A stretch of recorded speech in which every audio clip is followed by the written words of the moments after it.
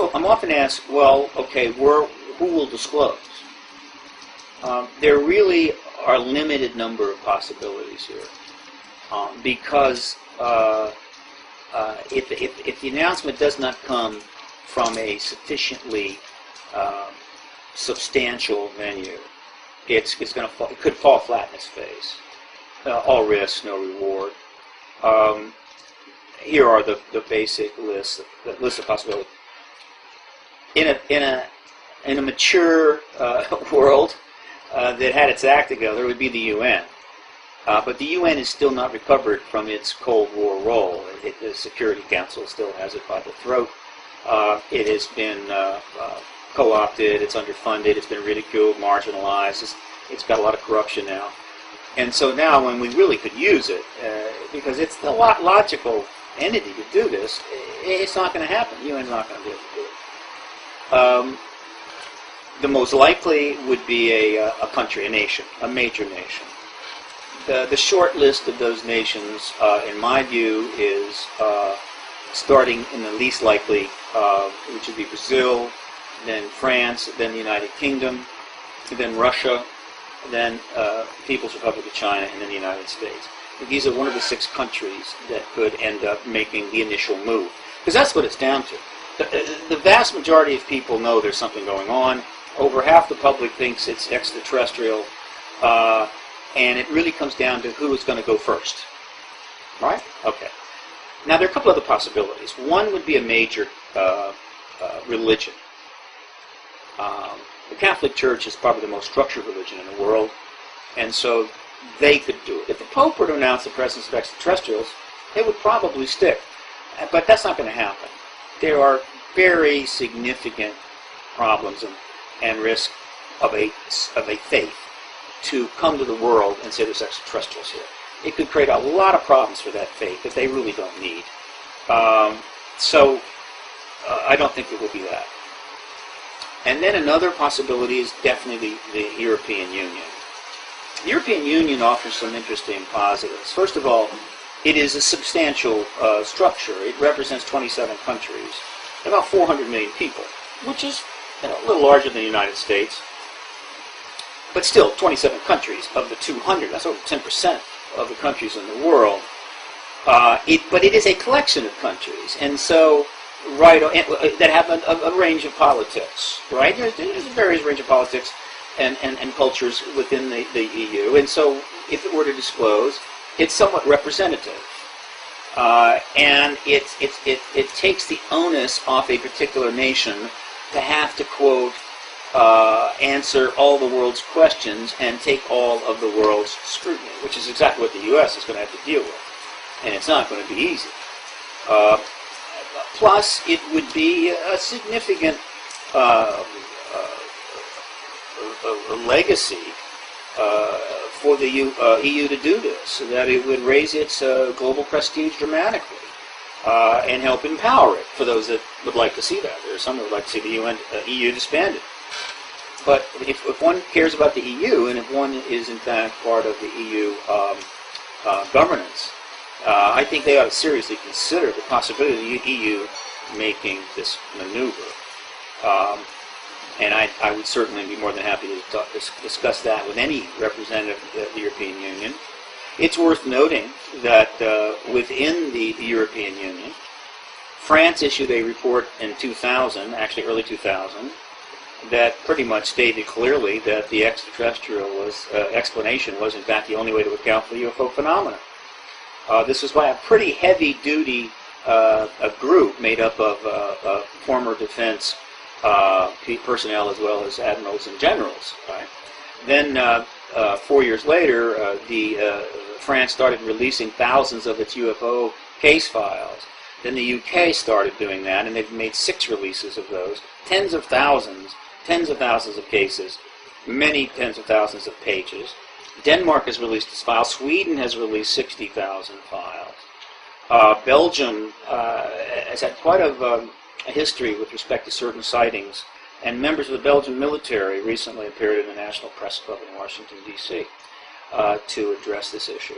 And of course, one of the most famous cases in the world occurred at Rendlesham Forest, Bentwaters nuclear arms facility, and that case is in the news still.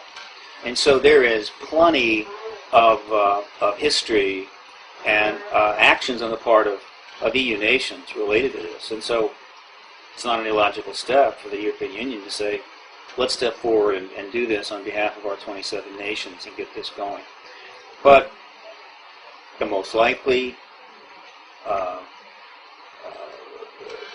path here is the United States, which initiated this truth embargo, obtained relatively easily the compliance of its World War II allies. It was not concerned about Soviet Union or Communist China revealing the ET presence, because that would have been anathema to those countries. It would have significantly threatened the ideological governance that they had, basically their ideological security states, based upon complete loyalty to the state and the state's icons, and learning about all-powerful civilizations from elsewhere that could care less about the state's icons was not going to service their agendas. And so the U.S. wasn't worried about them. And so the U.S. has led this truth embargo for 6 decades, and there's, I think, this understanding that it's the U.S. that should end it. And if that's the way it is, that's the way it is. However, I should make it clear to anybody that cares that there is an increasing possibility that the disclosure nation is going to be the People's Republic of China. There are many reasons for this, too many to go into it here, but of note, there have been a rash of sightings in China that are getting covered by the Chinese press and is getting right out to the West, particularly through the People's Daily, which has an internet presence. 6 or 7 Chinese airports have been shut down in just the last 6 months. They can't explain it. China didn't have to let that news out. China can pretty much contain most things of that nature. There have been some statements from some of the Chinese astronomers, which were quite interesting. Is China, which has always viewed itself as the most ancient nation on the planet, and clearly underappreciated and often insulted by the West, which has the second most powerful economy in the world, holding many, many hundreds of billions of U.S. paper dollars, and a massive exporter to the world, would China consider taking that legacy to itself and being the great truth teller to the world? Anyone that thinks that they wouldn't do it would be making a grave mistake. And so, depending upon your geopolitical viewpoints, will it be the Communist Party that tells the truth to the American people, or will it be the Democratic Party that tells the truth? I say that there are implications, and that the administration of Barack Obama had better pay attention.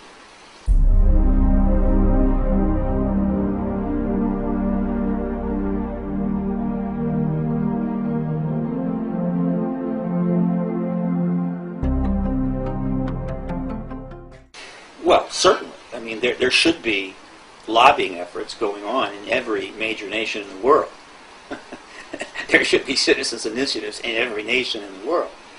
The truth embargo is to minimize that.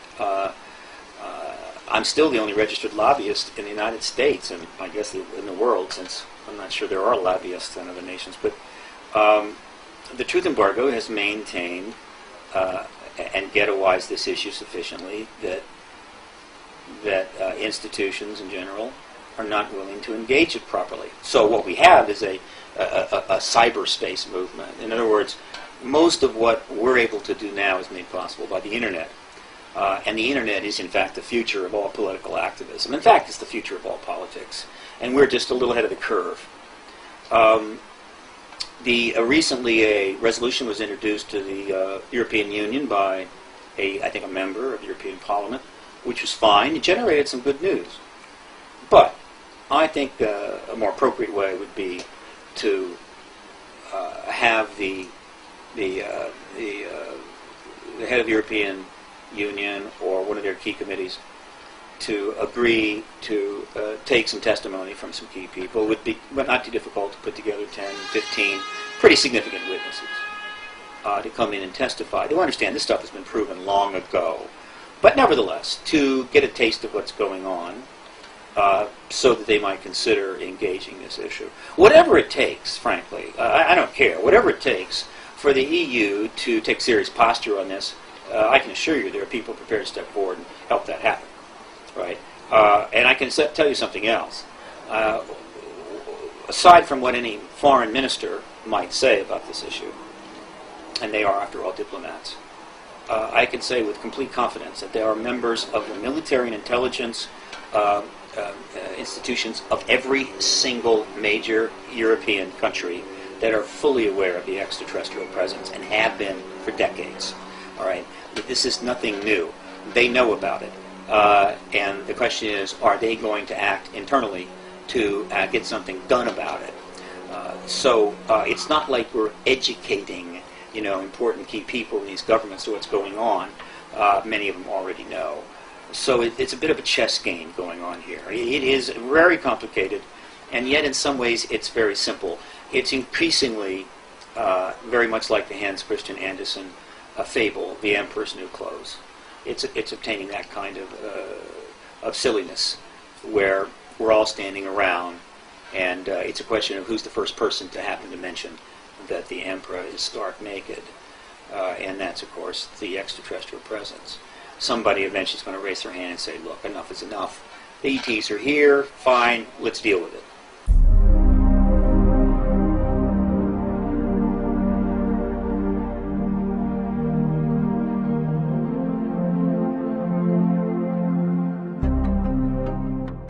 If I were asked to send a message to any institution or government, the UN, the EU, the United States the government administration, whatever, it would be this, that the extraterrestrial presence, like the Copernican revolution, is reality, and reality will out. Right? The Catholic Church was able to sort of contain the Copernican revolution for about 100 years, but did anybody seriously think that that was going to last? The extraterrestrial presence embargo has lasted 63 years. It will out. And as I've said, I think it's done. I think it could happen tomorrow. And so things will break down this way. Either you were, as an institution of governance, serving, quote, people, maybe millions, maybe hundreds of millions of people, either you were engaging the most important issue in the history of the human race, or you had a paper bag over your head and you were hiding under the bed. How do you wish to be perceived? Do you wish to be perceived as deaf, dumb, and blind and refusing to engage reality? Or do you wish to be perceived as an entity trying to get to the bottom of the issue and bring it out on behalf of your people? It's one or the other. You're not going to get to have both. And so the message is, I don't know who will ultimately initiate the truth embargo, end the truth embargo, but when they do, if you're sitting there acting like you haven't the slightest idea what's going on, and you've made no effort whatsoever to resolve it, you're not going to look very good, and history is not going to be very kind. And so you have a limited amount of time to start governing. And one of the key points of governance is to present to your citizens reality, to let them know the nature of the world and how it really is, so that they can decide how they want themselves governed and how to run their lives. Lying to citizens about reality is the ultimate act of betrayal by the state, worse than almost any other. And it's happened many times in the last 8,000 years, and every time it did not go well. And now we have the big one, right? Either you are telling the truth about this or you're lying about it. Which side are you on?